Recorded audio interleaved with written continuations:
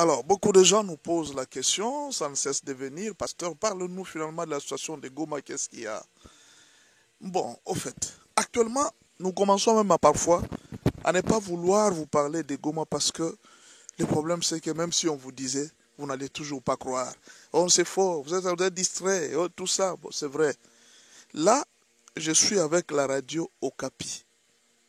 Bon, alors, c'est pas mon information, c'est la radio Okapi. Qu'est dit la radio Okapi? Reprise des combats dans la partie nord de Goma après une journée d'accalmie. Ça, c'est aujourd'hui. Nous sommes aujourd'hui le 29. Hein? Nous sommes aujourd'hui le 29. La reprise des combats.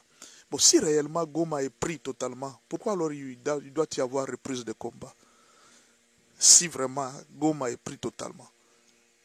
Alors, on nous a montré des militaires qui ont, soi-disant, été capturés. Non. Les Rwandais n'ont pas capturé des militaires. Les militaires se sont rendus, d'après ce qu'on leur a dit. Ils se sont rendus eux-mêmes au stade, on leur a dit d'attendre au stade. C'est ainsi qu'ils étaient là, la MONUSCO leur a dit d'attendre au stade et on est venu le présenter comme si on les a capturés. On n'a capturé aucun militaire, eux-mêmes se sont rendus.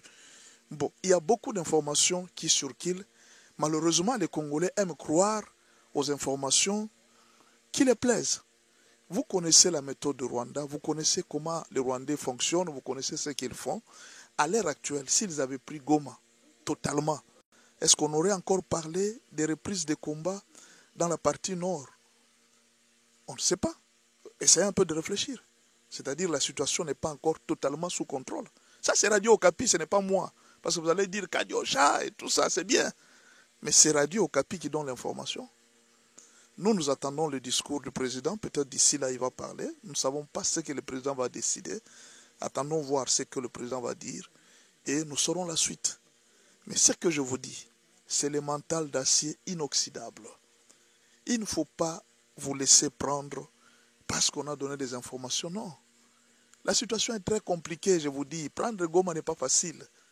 Ce n'est pas facile parce que les Rwandais ne sont pas nombreux en armes.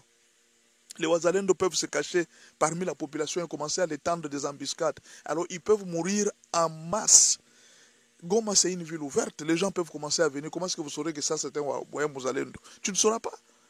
Alors la situation est très compliquée pour les Rwandais. On ne sait pas comment est-ce qu'ils vont faire, mais je vous dis que ce ne sera pas toujours facile. Attendons voir. L'armée va aussi s'organiser. Est-ce qu'ils ont pris le contrôle total de l'aéroport? On ne sait pas, parce que la guerre là se passe au nord de Goma.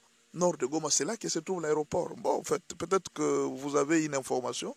C'est à vous de nous dire ce que vous avez comme information. Mais là, c'est la radio Okapi qui a annoncé ça. Alors, nous sommes en train de suivre l'information.